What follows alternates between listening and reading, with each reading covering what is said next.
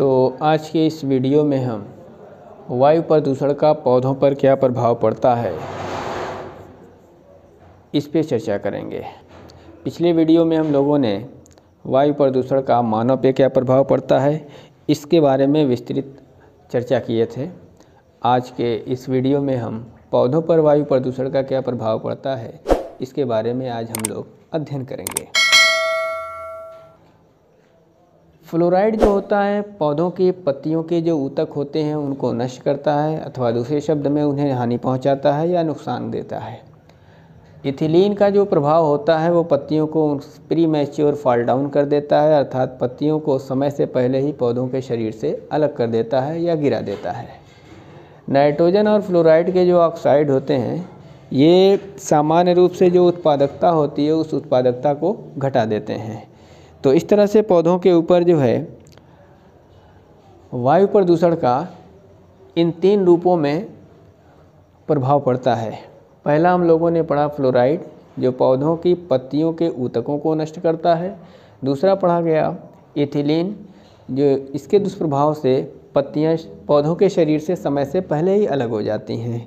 अगला हम लोग पढ़ें कि नाइट्रोजन व फ्लोराइड के जो ऑक्साइड्स होते हैं ये फसल की जो प्रोडक्टिविटी होती है या उत्पादन क्षमता जो होती है उसको घटा देते हैं।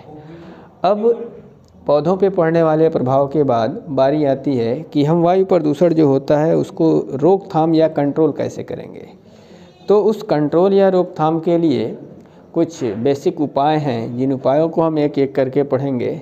सबसे पहली चीज़ ये है कि जो स्वचालित वाहन होते हैं या ऑटोमोबाइल्स जो होते हैं जो पेट्रोल डीजल वगैरह से चलते हैं उस स्वचालित वाहनों के धुएं जो होते हैं वो वातावरण में मिक्स होते हैं और उन्हें हानि पहुंचाते हैं।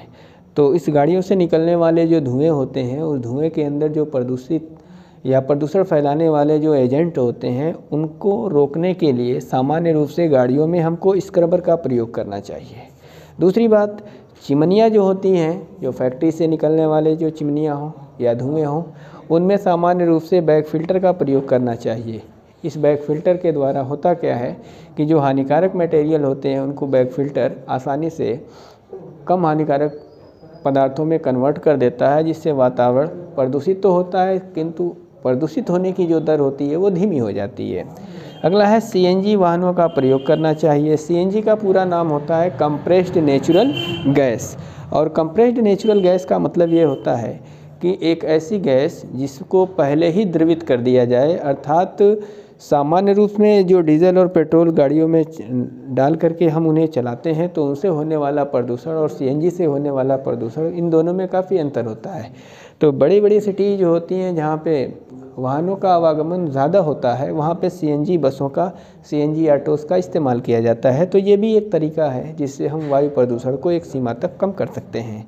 सामान्य रूप से खाना बनाने के लिए हम लकड़ी का प्रयोग करते हैं, आग जलाने के लिए करते हैं।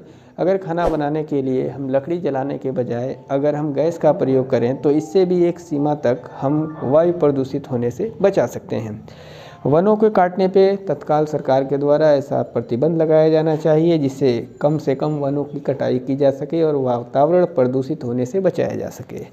वृक्षारोपण की जो प्रक्रिया है इस प्रक्रिया को बढ़ावा दिया जाना चाहिए। और अगला है आपका कि ऊर्जा के जितने भी वैकल्पिक स्रोत हैं उन सभी वैकल्पिक स्रोतों पर सरकार को बढ़ावा देते हुए उन्हें हमारे दैनिक जीवन के में काम आने वाली चीज़ों को सामाजिक जीवन के लिए मुहैया करानी चाहिए।